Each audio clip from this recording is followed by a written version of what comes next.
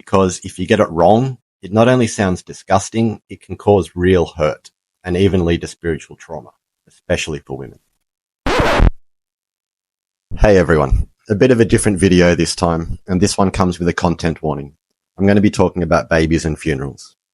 But, well, this is why I'm so passionate about getting Leviticus and Atonement right, especially the sin offering. You'll see what I mean. Oh, and if you've ever had an experience with harmful atonement theology, I'd love to connect with you in the comments. It's the same offering that removes all impurity, moral impurity and ritual impurity. The sin offering cleans it all up, which is why some translations call it the purification offering. Right.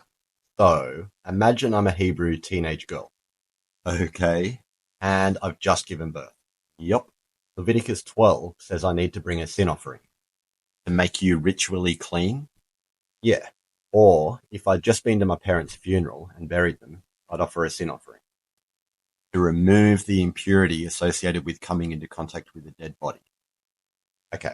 I'm going to get you to imagine a scenario, and then we're going to consider how some scholars talk about the sin offering. I'm nervous. Bill, this is why I'm so passionate about Leviticus and understanding sacrifice correctly. Because if you get it wrong, it not only sounds disgusting, it can cause real hurt and even lead to spiritual trauma, especially for women. Tell me. Okay, imagine you're a teenage girl. You've just given birth. I need to bring a sin offering. Yup. Now imagine your baby died during childbirth. Not only have you given birth, you've touched a dead body. According to Leviticus, you're unclean and you need to bring a sin offering. I'm following. This is from an article by a well-known scholar on one of the most popular Christian websites. He says, the violent death of the animal signifies the penalty human beings deserve for their sin.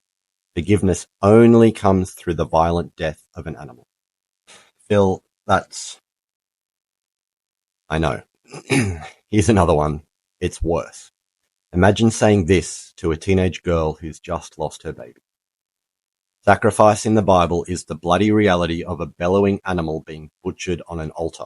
Imagine the emotional and spiritual impact of offering this sacrifice knowing that it was your sin that made this death necessary. You would think, it should be me, I am the one who deserves to die. Bill, that's disgusting. And it's bad Bible reading. The animal isn't butchered on the altar. Yes. As a butcher, I can say they have grossly misrepresented that experience. You actually won't find most of those ideas in Leviticus.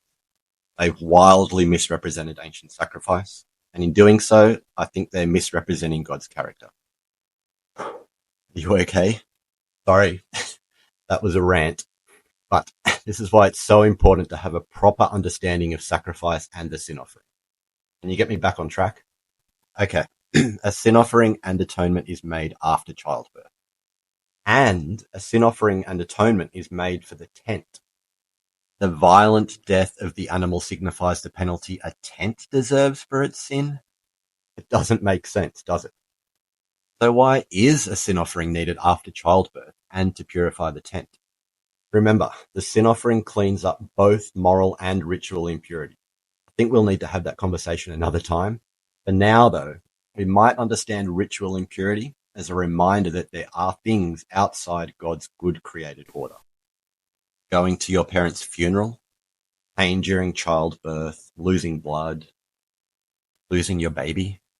Yeah, all those things are acknowledging that there are things in our world as we experience it that are outside of God's idea.